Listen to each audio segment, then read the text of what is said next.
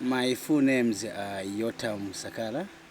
I was born in 1978, so I'm now 40 years old, from a family of 7, 4 brothers and 3 sisters, and one of the brother is my stepbrother. His name is Paul. He works here in the restaurant as a waiter. Oh, okay. Yeah. Then I joined Flatdogs after finishing my school. I finished my school, my grade 12, in 1998.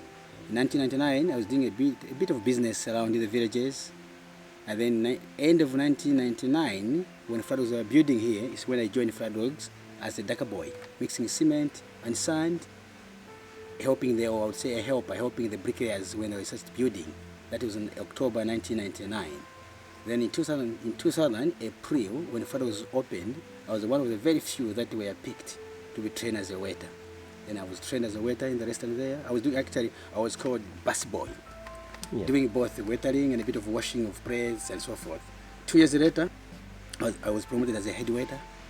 A year later, I became a restaurant manager in charge of the restaurant, organizing things in the kitchen with the chefs and a bit of waitering and supervising the waiters here. While even there, I did hotel operations and management.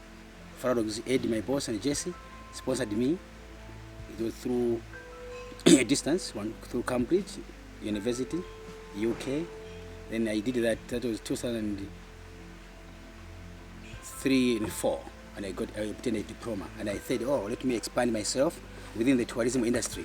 Let me do guiding, because I'd love for wildlife. Since when I was to school, I used to belong to wildlife club. Yeah, then Eddie said, oh, if you want to do this, then do it. And the way I used to do is, I was working for 5 days in a week, 2 days off. Then I used to utilize my 2 days off to come to join for morning drives or morning walking safari. Then in the afternoon, I used to come around lunchtime to watch the cars as well as doing spotting. Then in 2006, there was open interviews. All the lodges here, they wanted the money, they put the money together. They wanted to sponsor 2 people for 1 month course as a guide, as well to pay for exam fee. Then there was open interview. I think we were about 30 of us. We were picked and we sat for exams. And out of 30, on 15 were picked for interviews. Those are the I was one of those that got above 75%. Then we were called for interviews. Out of 15, they wanted 2. And it was me and my friend from Wildlife Camp. We came best. We were picked 2 of us. Then they sponsored us for a 1 month course in terms of training for guiding. And what we used to do is, in the morning we used to do class work. In the afternoon around this time, we used to go out for doing practical in the park. Then when exams came, I qualified. I became a grade 2 guide, just driving only. So that was 2006. So I used to work still in the kitchen, supervising, while I used to do guiding as part-time. Then in 2007, Ed, my boss, and Jesse employed me full-time as a guide. As I did the whole of 2007. 2008, I said, oh, I would like to do even a walking exams. Then Eddie said, oh, we'll pay for you as long as you pass. If you fail, you need to pay back our money. I said, oh, I'll try. Said, motivation. Oh, that's a good motivation. Yeah, then they paid for me, and I did, and I qualified. So I became a walking guide in 2008. So since then, I've just been working here for about 12 years now as a safari guide here. So I'm one of the senior guides here at Flatdogs. Yeah, very, very amazing. You know, that's the way it is. If you work hard at it, yeah. If you want to get somewhere, you can get somewhere. It's a very good example. And indeed, I love guiding, you know. In the kitchen is good. I used to love in the kitchen, and I remember very well Jason and Eddie didn't want me to move out from the kitchen. And they said, oh, you're doing good work. I said, no, in the kitchen is good, but when you're out there in the bush, 1, you meet different people. 2, you keep on learning. And we never get bored. There's always something interesting, something new. So you keep on learning. Well, it is a lot more rewarding to be outside and explain what you know and expand your knowledge and get feedback from people, and people are acting properly. It's not like tourists going in a cruise ship. They don't care about you much, but here, you know, they're here for one thing. They care about you, they care about the people, they care about what they are trying to learn, which is beautiful. And generally now, I've seen in my 12 years of guiding, what is really encouraging me is the population of animals is getting higher and higher. Yeah. When we started the thing here, we used to have animals were there, but I think the population now of all species is going up very well. Yeah. The pressure, you said? The population. Oh, the population. Of, oh, yeah, all because of the... all kind of animals, yeah. Well, what is happening now, I've seen that even in the community, in the villages, people now slowly they're understanding the importance of conservation, of tourism, where they're able to see what tourism has brought now. There's more development now in Mfuwe of good schools. Schools are very good schools here.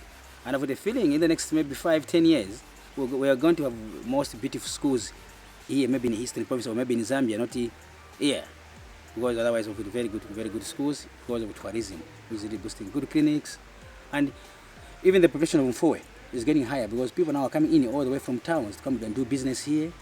Or if not, either it's just to look for employment. What used to happen previously when someone has finished school, which is grade 12, they used to go to town to look for employment. But now it's like the other way around. People now coming from towns, come here in the rural areas to look for employment because I've seen that tourism is boosting. Yeah. And hopefully, even as government, maybe we'll try to put good measures on tourism. As the government are now saying they would like to promote much tourism because now Zambia is now depending much on copper and they want to do away from depending on copper. They want to put agriculture as number one thing. Agriculture, tourism and infrastructure. So at least almost everyone now understands the importance of tourism or conservation. Well, yeah, when the own people, the local respect things, tourists are enjoying it even more. You're right, because like for instance, a good example here at Flatdogs, what we do, by November, that's the low season, each guide is given a vehicle. We given a vehicle, safari vehicle, we go out in the villages, we pick your family, we do safari. Yeah. They do safari. After that, even some workers, we do drive for workers. And within November as well, again, we tend to go to school. Like we have our secondary school, Mfuwe secondary school. We tend to pick grade 11 pupils, take them out in safari. We do the actual real safari so that they understand what we are doing and the importance of animals here. And understand even on the curriculum now, the government has put conservation on the curriculum. So the kids should learn about conservation when they're still young. You know, South Luangwa 1, the size of this park is about 9,050 square kilometers. 9,050 square kilometers. Zambia has 20 national parks. Kafiwe, which is in Lusaka province, is the largest one. South Luangwa is second to Kafiwe. But again, our park has got 2 natural boundaries, South Luangwa. It's got the river, the Luangwa River to the eastern side. And this river is about 700 kilometers. It starts from the northern part of Zambia, called Mafingi Hills. It goes into Zambezi.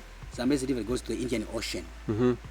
That's the Luangwa River to the eastern side, which is the boundary between the game management area, which is called the GMA, where we are here, and the national park.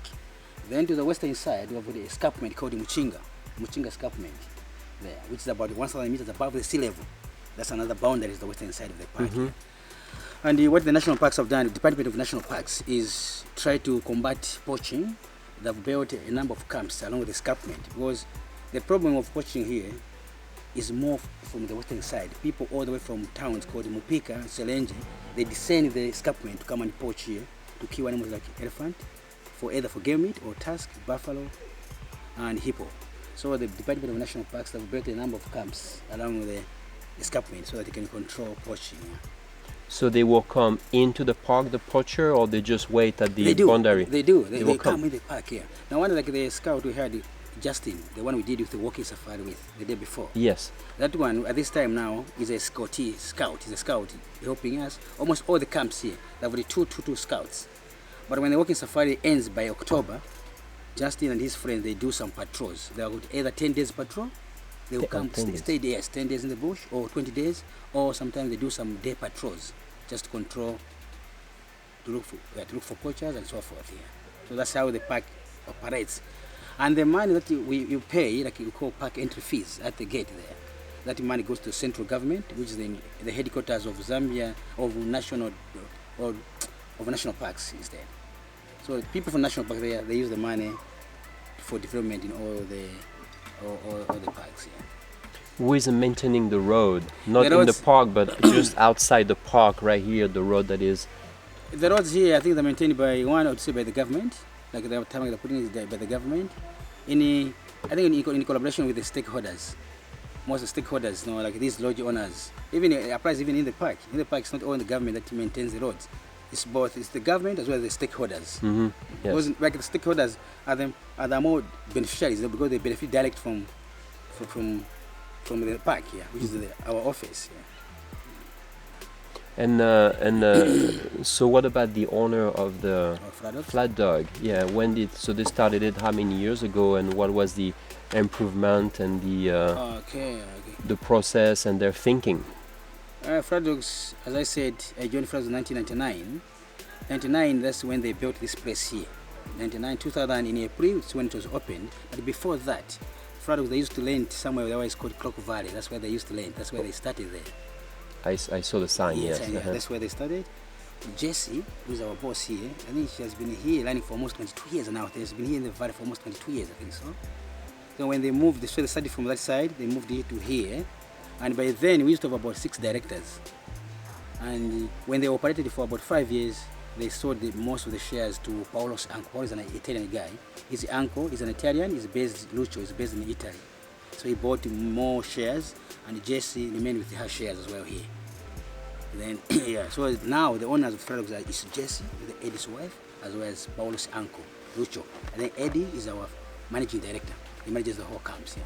So Jessie is also managing, she's here all the time. All the time, yes. When the other person, the Italian guy, the major shareholder is based in Italy, only comes here once in a year. Yeah, once a year. And again, when Flatdogs, when it started, it was quite a small camp. We used to have 4 chalets, you can see the 4 chalets, and no tents. Where there's tent here, we used to have overlanders, we used to have big trucks. They used to camp here. Then I think our directors saw it. We used not to gain, the company used not to get money, enough money, because camping is quite very cheap. So they had to to improve our camp by crossing the campsite, putting the chalets from the tent, from 21 up to 2012. They even built the croc nest as well as the tree house. Well, it costs money to run something. So if you have more people that come and spend money, the overhead stayed the same. You need more employees, more trucks. But if you only have 4 rooms, you only have 4 rooms, and you cannot improve. You cannot you cannot get any extra income. That's for sure. Yeah. So I've seen like Flatdogs has really improved, and it's one of the camps that is growing rapidly. Because the biggest camps we have here is there's Mfue Lodge, Norman Car Safaris. Fuel is inside the park. There's Norman Car Safari this side and Luben Pop. Those are the ones that are big. But after that, to me now, I would say Flatdogs is coming up there. But it started small, but it's growing. Almost every year our camp is growing up. Reputation. Yes, most of the goodness is we tend to have a lot of repeat guests that come here. They'll come this year, after 2 years they'll come again. And I've seen now, in the past 2 years now, to me, it seems like more Americans are coming in now. Previously, it used to be more British, Australians, but now it seems like more Americans coming in. More Americans. I would say now to put them at 50% Americans, and then this about maybe 40% British, and then 10% these other nationalities here. Well, reputation, people like you, just making it happen. If the workers here were not very nice, it's not only about the animals, the animals, you are making everything to be nicer for us, because now we see your enthusiasm and your motivation and your love, and you transmit that to us, and you just become like, oh yeah, well, yes, sure, he knows and it's great and it's lovely. And one more thing I think Getty showed is the relationship that was built here. I think we're different from these other camps. Here, there's a very good relationship between workers and our managers, our directors. There's no that gap. If you could go to other camps, there's that gap. There's more respect. We see, oh, our boss is coming. But here, we always mixed it very well. Hence, I think that friendship. Yes, friendship has built it, has made this company to grow much bigger because of that. There's not much gap here to each other. That's good. Thank you. Thanks.